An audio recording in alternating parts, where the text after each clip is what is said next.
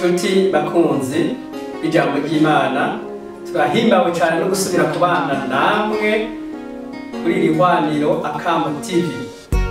Tubamenyesha yuko tugiye kubandanya twiga bya byigwa by'indongozi yo kwiga Bibiliya nkuko byanze kuva kera.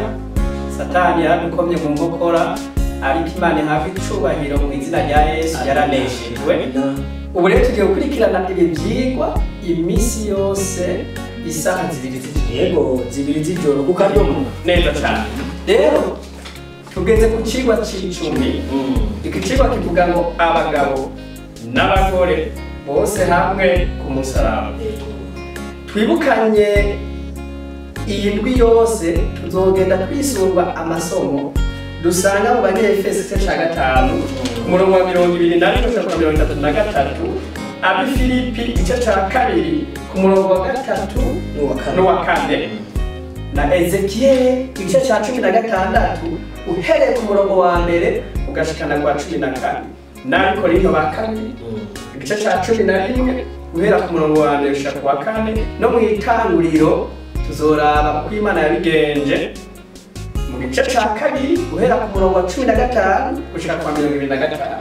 Ariko ndabegutse yuko muri kumwe na mwene so umusuku w'Imana nzima Pastor Nshimirimana Denis, turi kumwe kandi na chef guide Bukuru Jean Galwa. Imana ibuheza cyane, yongere heza gire abariko barakumviriza. Mw'intangamarara hariho umurongo wo gufata ku mutwe, ibyo kwibukwa, ibyo kuzirikana. Dusomere. Uretse gusa ko ariko ibyo kwibukwa, ahubwo ni umurongo wo gufata ku mutwe neza cyane. Byari ngombwa ko tubushyira ku mutwe indwi yose byari tubinovora. Bagabo mukunde abagore banyu nkuko Kristo we yakunze ishengero akaryegura, ngo ageze aryogesheje amazi n'ijambo, ngo agishire ari ishengero rifise ubwiza, ridafise amarabara cyangwa injebejere cyangwa ikintu cyose gisa gityo, ariko ngo ribe igera ridafise agasembwa. Abo amina ni mu gitabo n'icete Paulo yandikiye Abanyefeso igice ca 5 uhereye ku murongo wa 25 ugashika ku murongo wa 27. Yesu nahimbaza. Amina. Abagabo n'abagore hamwe bose ku musaraba. Aha Paulo yibakiye ku ciyumviro gifatira ku kugambukiranirana, sibyo? Hagati y'abubakanye, hagati y'umuntu n'uyundi.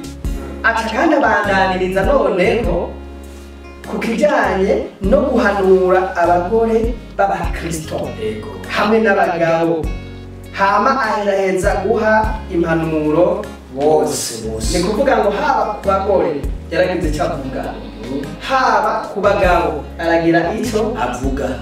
Hanyuma iyi seminere atanze ibi byigwa mu ruhande rumwe yumviriza abagabo ibibazo bafise, yongera batekerera impanuro. Ku rundi ruhande yumviriza abagore ikibazo bafise, none yabatekerera impanuro. Hanyuma bose rero abashize hamwe.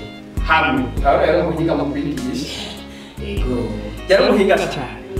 Rero aha bavuga ariko nk'abanyeshuri ba Bibiliya dutegereza gutahura imigenderanire iri hagati y'umuntu n'undi, tugahana agaciro. Igicigwa kizotwereka ingene umugabo hari icyo ategereza kugirira umugore kugira ngo agaciro kiwe, amwubahe kandi amwubahishe imbere y'Imana. Tubone n'umukenyezi icyo akwiye gukora kugira ngo yubahishe umugabo wiwe imbere y'Imana n'abantu. Ikicigwa muri kino gihe cyane gikenewe. Ikigwa kidasanzwe kuko je hambavu yuko hari n'ijambo ry'Imana, burya nasanze harimo n'ingo n'imiryango. Kuko ndiko ndaraba hamwe twogikurikirana muri ino ndwi tudasivye, ndaze harimo ibyo tuzokura mu ijambo ry'Imana, ahandi kubera twabwiwe yuko abagabo n'abagore bose hamwe ku musaraba. Kumure ku musaraba urumva ko n'ijambo ry'Imana hari ahandi hantu kizodushikana. Hanyuma ngo bagabo mukunde abagore banyu, ni kuvuga nk'uko Kristo yakunze ishengero. Ni gute Kristo mu by'ukuri mu bigaragara nk'umwana w'Imana biboneka ko ataca takoze kugira yerekane ko yakunze yiguze ishengero. Mu bisanzwe uri kuraraba pastor ndetse n'abari baradukurikirana uravye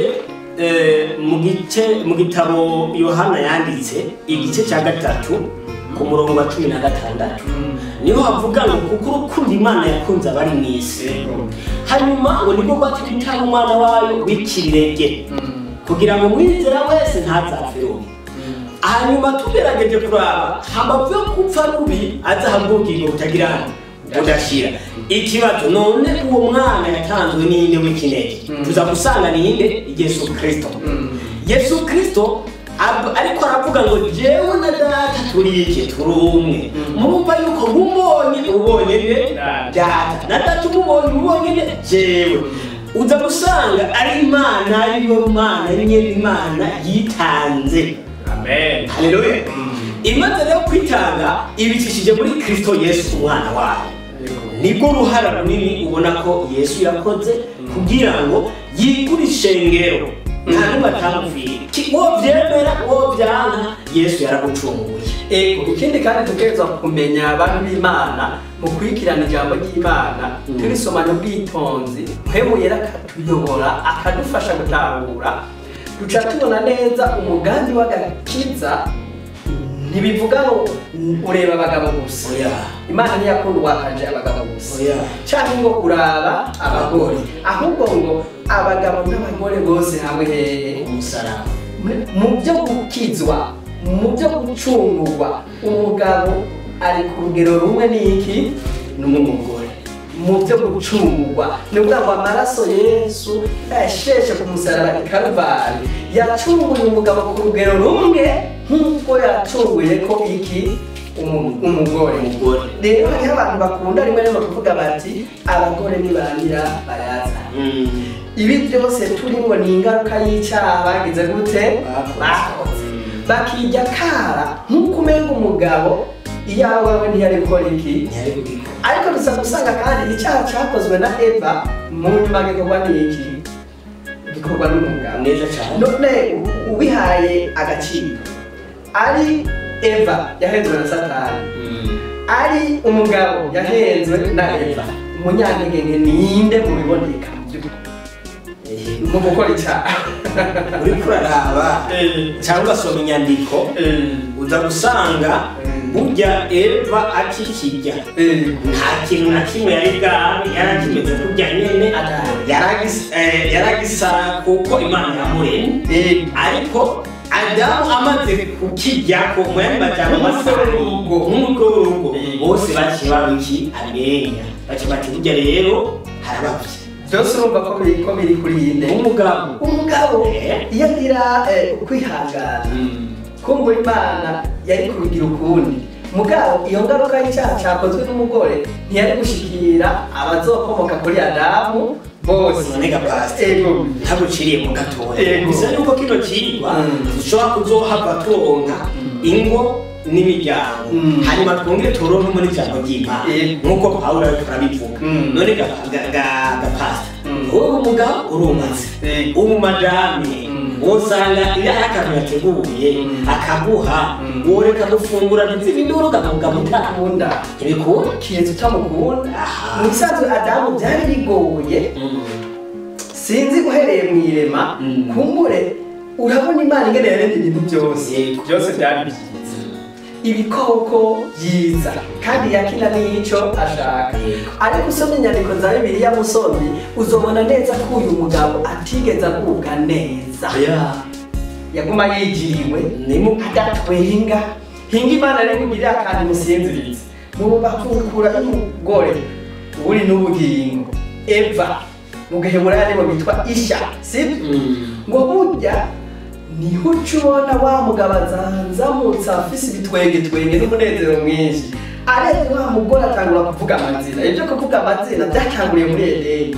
avuga ati akanakara ko mumara yanjye nakamufa ko mumagufa yanjye azokubitwa umugore nanjye niyitwe umugabo. Byari bigoye rero ko yandikana hawe na sheri ntibyari gukunda kanatsinda uri kuriyumvira ariko arahanura ibikoko yabona nimba ari inka akaca abona n'inka y'ingore akabona impene akabona n'impene y'ingore yabona isake akabona inkokokazi ariko yiraba akabaza none jewe kubera wenyine byari bigoye cyane nicyo gituma rero ngo urupfu n'imvane birajana wewe uhora tutuga ngo abagore nibo batumye ngo habaho ibyaha n'umugabo wumva niwe yabisizemo uruhara nicyo gituma n'umugambi w'agakiza abagore abagabo bose hamwe ku musaraba. Imana ishimwe.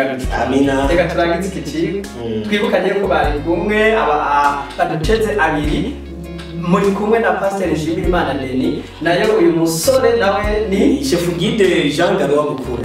Jean Garuwa Bukuru Isengimana. Turamushimiye uhora uri Imana ukora bigakunda. Turakwihaye nk'abantu. Iyi ndwi yose tugiye kumara twiga ibi byigwa. Mwemu yera azatumurikire mu bwenge. Adushoboza kubitahura kandi tubigendere arabubatse arabyitegurira mu izina ry'umunyabushobozi Yesu Kristo. Amen. Amen.